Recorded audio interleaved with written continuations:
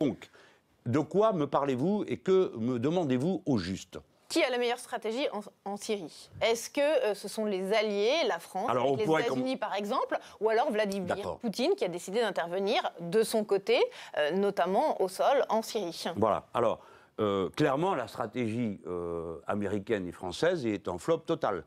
Parce que Daesh, qu'on devait contenir à un endroit, se retrouve à l'autre. Je vous signale que la dernière fois qu'on les combattait, c'était en Irak.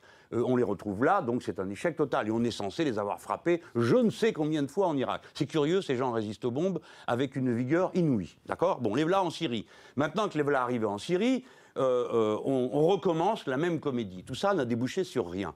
Les Russes sont arrivés, et que voit-on? À peine arrivent-ils, se donnant pour objectif de frapper Daesh, y parvenant avec un certain succès, qu'ils se font reprocher de bombarder les opposants et la population civile. Les opposants. C'est notamment ce que dit aujourd'hui une ONG, hein, qui sur le nombre de personnes... Ah, si c'est une ONG, doit-on la croire pour autant? Bah pourquoi pas? Pourquoi pas, en effet, vous avez raison. Alors pourquoi pas me croire, moi?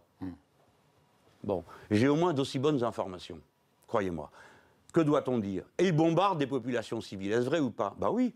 Vous connaissez une guerre où on bombarde et où les civils ne reçoivent pas de bombes? Ça n'existe pas. La preuve... Les bienfaisants intervenant au Yémen, qui eux, vous le savez, ne font que du bien aux 40 000 personnes qu'ils ont tuées.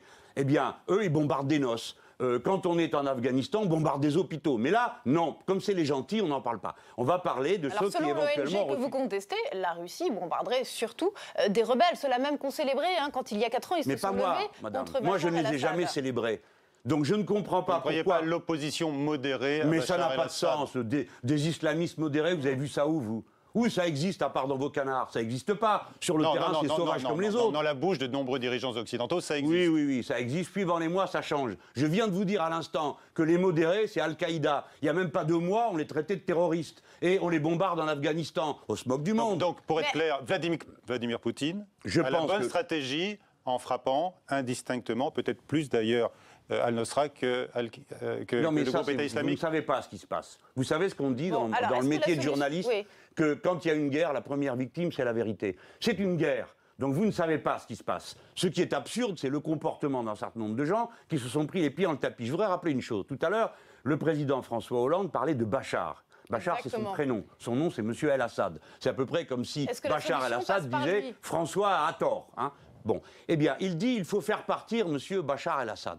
Vous avez entendu comme moi. Vous n'êtes pas d'accord? Est-ce que la solution passe par Bachar el-Assad? Je vous signale que les Russes ont signé un accord, déjà en 2012, dans lequel tout le monde était d'accord pour qu'il y ait une transition démocratique avec un gouvernement d'union nationale. Pourquoi n'y en a-t-il pas eu? Parce qu'à ce moment-là, les Français et les Américains ont décidé que cet accord ne leur convenait pas. Donc il n'est pas vrai maintenant quand François Hollande dit il partira au début, au milieu ou à la fin, peu importe, il partira. Il a fait exactement le contraire et rendu impossible cette solution. La solution qu'il évoque, c'est celle que les Russes ont mis au point cet été avec une série de pays qu'ils ont rencontrés. Et je vous signale que quand vous dites les alliés, vous parlez d'occidentaux qui sont très éloignés du théâtre des opérations, et que sur place, autour des Russes, vous avez des gens qui, eux, sont présents localement, c'est-à-dire une série de pays dans le secteur. Donc, admettez qu'il y a là une situation assez embrouillée pour qu'on s'évite. Pourquoi j'en parle comme ça? Après tout, je pourrais très bien dire, c'est pas mon affaire. C'est qu'il y a un risque d'embrasement absolument terrifiant. Il y a un risque de guerre mondiale dans cette affaire. Bien sûr. Quand j'entends les Anglais dire qu'ils prétendent bombarder les avions russes qui violeraient l'espace ou je sais pas trop quoi, ce sont des fous de faire ça. Il ne faut pas faire ça. Il faut maintenant s'asseoir à la table, discuter, et on discute avec les gens qui sont là. Bachar el-Assad. Mais écoutez, c'est pas ça la question que vous devriez me poser. Responsable du massacre de son peuple, je le dis. Oui, bien sûr. Rappelle. Nous tous, nous allons le répéter en chœur avec les gens qui sont à la technique. Mais est-ce que la question que vous devriez me poser, c'est est-ce qu'on négocie avec Daesh? Ça n'a pas l'air de vous déranger. Je viens de dire on négocie avec ceux qui combattent. La première idée qui vous vient à l'esprit, c'est Bachar el-Assad. C'est-à-dire que Daesh n'est pas l'ennemi pour vous.